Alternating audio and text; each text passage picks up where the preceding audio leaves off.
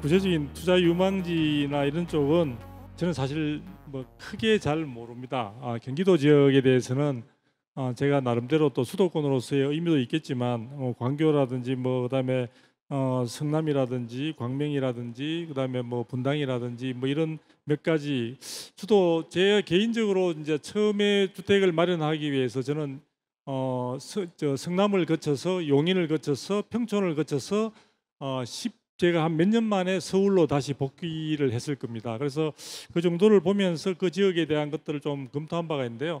저는 뭐 상세한 어떤 수도권의 투자 유망지를 말씀드리기는 조금 제가 지식이 일천해서 그렇고, 제가 아까 말씀드린 대로 좀 관심을 갖고 있는 서울 시내의 관심을 조금 말씀을 드리고자 합니다.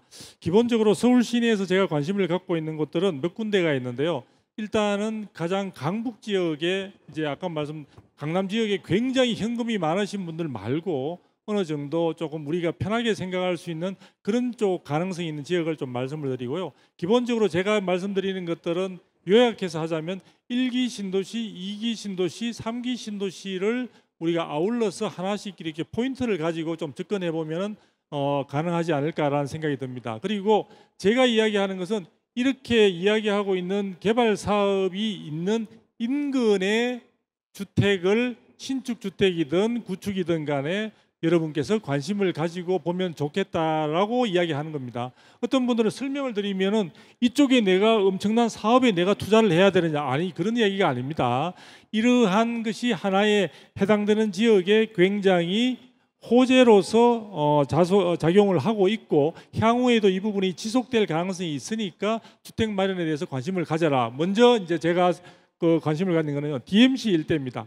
DMC 일대가 실제 사실은 거기가 여러분이 지도를 보시면 아시겠지만 마포구와 은평구와 그다음에 서대문구가 합쳐서 모여 있는 중심이 바로 DMC역입니다. 그 DMC역은 말 그대로 상암동의 풍부한 방송 관련되는 그런 그 지역을 갖다가 안고 있고, 또 지금 오른쪽에 은평구 쪽에 있어서는 여기 보시다시피 수색 정산 뉴타운이 굉장히 개발되고 있고, 요 위에 지금 있는 부분들, 저기 지금 DMC 리버시티 자이나 요 자이타운이 형성될 가능성이 상당히 많은데요. 이 부분과 함께 이제 이렇게 되는 부분에서 바로 거기에 DMC역이 있는데요. DMC역과 관련해서는 지금 이 계획들은 서울시에서 확정되어 있는 계획들입니다.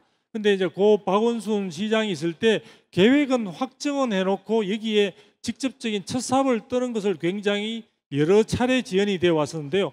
어쨌든 이 부분에 대한 것들을 제가 관심 있게 보는 것은 이쪽에 상암동 쪽에 있는 부분들을 반영을 해가지고 DMC역을 중심으로 해서 상당히 여기 우리가 삼성역에 있는 것처럼 한류 문화의 본산이 될 수 있는 그런 쪽의 엔터테인먼트 회사나 이런 부분들, 최근에 관심을 끌고 있는 부분들이 집중적으로 이 역 주변으로부터, 그다음에 이쪽에는 문화시설과 관련되는 부분들이 집중적으로 포진할 것으로 보여지기 때문에 향후에 있어서도, 즉 이런 수색 정산의 부분이 입지 조건도 나쁘지 않지만 추후에도 상당히 호재들이 대기하고 있다. 그리고 이것은 어떻게 보면 창녕 신도시와 그쪽을 쭉 오다 보면 향동 신도시라고 해야 되나, 조그만 향동 개발지구가 있고 그 다음에 수색 정산이 있고요. 여기서 좀 더 신촌 쪽으로 가게 되면 가재울 뉴타운이 있고 그 다음에 가면은 아현 뉴타운으로 계속해서 인기적의 그 지점들이 포진해서 일렬선 상황이 있기 때문에 상당히, 그리고 경의선이 지나는 코스이기 때문에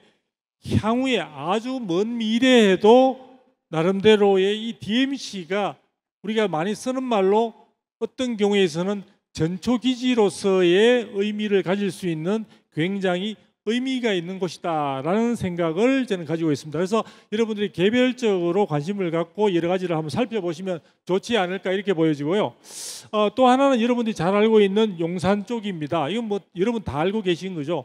그런데 이제 제가 용산 쪽을 이야기하다 보면 어떤 말씀을 많이 하시냐면 저기 지금 굉장히 많이 올랐잖아. 그렇죠. 지금 그리고 저쪽에 지금 정비창 부지가 지금 이제 정부가 8천 가구를 공급한다고 했는데 지금 여러 가지 공급 부족에 대한 압박감이 있다 보니까 용적률을 굉장히 많이 올리고 중심 상업 지역으로 그걸 갖다가 이제 종별 상향을 해가지고 2만 가구까지 공급하려고 한답니다. 저는 개인적으로 굉장히 안타깝습니다. 너무나 좋은 위치이고 서울 전체의 발전에서 여의도와 연결되는 고 박원순 시장이 이야기했던 그거 저는 나쁘지 않다고 보여지는데, 거기에다가 주택가 물론 상가가 들어가겠지만 대부분 아마 주택을 거의 다 넣을 겁니다. 왜요? 제가 예전에 서울시에 회의에 가보니까 상가는 일단 기본적으로 분양이 잘 되지 않습니다. 사업성이 제일 좋은 게 뭐냐면 주택이거든요. 그래서 안 되면 준주거라는 형태로 해서 그냥 굉장히 주거가 많이 들어갈 걸로 보여지는데, 어쨌든 그 주변은 저것으로 인해서 향후에 있어서 분명히 지금보다 더 업될 수 있는 여지가 있으니까 여건이 되시는 분은 저쪽도 관심을 놓치지 않으시면 좋을 것 같고요.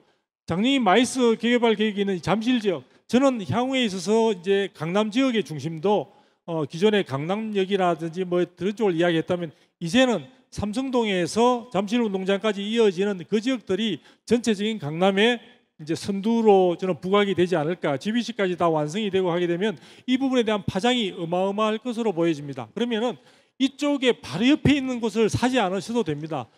제가 정말 답답할 때마다 항상 하면 여기는 대단히 비싸고 뭐 이야기하는데요. 이쪽과 연관되어 있는 곳들이 교통상에 있어서 충분히 접근 가능성을 할 수 있는 것들이 많이 있잖아요. 여러분 GBC 그 하면서 삼성역 자체에 위례 신사선이 접목이 된다든지 그다음에 GTX가 접목된다, 이런 부분들이 있으니까 여러 가지 다양한 교통 매체를 통해서 충분히 이쪽 지역에 있는 것들을 갖다 활용할 수 있는 여지가 있기 때문에 거기에서 조금 떨어진 곳들이라도 저는 여러분들의 가용 예산에 따라서 조금 시야를 넓힐 수 있는 하나의 충분한 계기가 될 수 있다라는 측면에서 보시면 좋을 것 같고요. 그 다음에 제가 3기 신도시는 여러분이 많이 기대를 하시는 분들도 많은데요. 일단 3기 신도시는 조금 조심성 있게 접근을 해야 됩니다. 사실은 1기 신도시나 2기 신도시보다 서울의 가장 접근 가능성이 높다는 점에서는 탁월하다고 볼 수가 있는데요. 이쪽 지역과 관련해서는 지금 정부가 많은 계획에 있어서 구상에 그치는 부분들도 많이 있습니다. 많은 분들은 여기에다가 내가 청약을 해서 내 집 마련의 꿈을 달성해야지. 아마도 제가 생각할 때는 이 3기 신도시의 분양 물량의 절반 이상을 임대주택이 차지할 가능성이 대단히 높습니다. 이쪽에는 공공개발로 해서 정부가 생각하는 주거 안정의 목적을 두고 있기 때문에 내 집 마련을 위한 하나의 수단으로 만들어지는 것이 아닙니다. 서울 수요를 분산시키는 점은 있지만 일단 이쪽에는 임대주택의 비중이 차지할 가능성이 높다는 점에서 생각보다 여러분이 내 집 마련, 내가 소유권을 가지는 부분에 대한 주택을 확보하는 데서는 다소 물량이 예상보다 크게 줄 수도 있다는 점을 생각해서 여러분의 선택지 속에 신중하게 넣어 놓으셔야 된다는 점을 감안해야 되고요. 그 다음에 이쪽이 성공적으로 하려면요, 서울의 접근 가능성이 보강이 돼야 되는데 지금 이야기하고 있는 것은 만만하면 나오는 게 GTX고 만만하면 나오는 게 SBRT입니다. 근데 GTX도 이쪽을 공사하는 과정에 있어서 지금 저 동탄과 삼성역 하는 거와 달리 이 도심지를 갖다 흐르는 과정에서 굉장히 애로점이 많습니다. 얼마 전에 나왔죠. 엄마 아파트 밑을 지나간다고 하더라고요.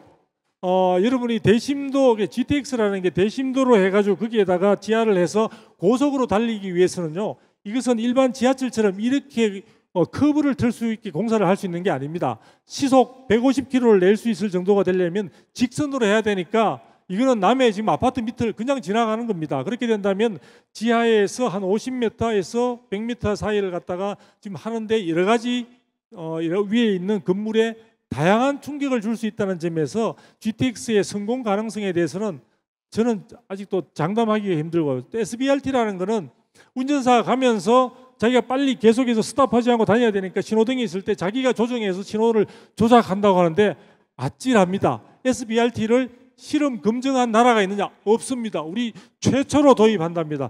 그래서 그 교통시설의 체계에 대해서 아직은 검증이 되지 않는 부분이기 때문에 이런 부분들을 다 감안하셔서 잘 생각을 하시면 좋지 않을까라는 생각이 들고요. 그런 정도로 생각을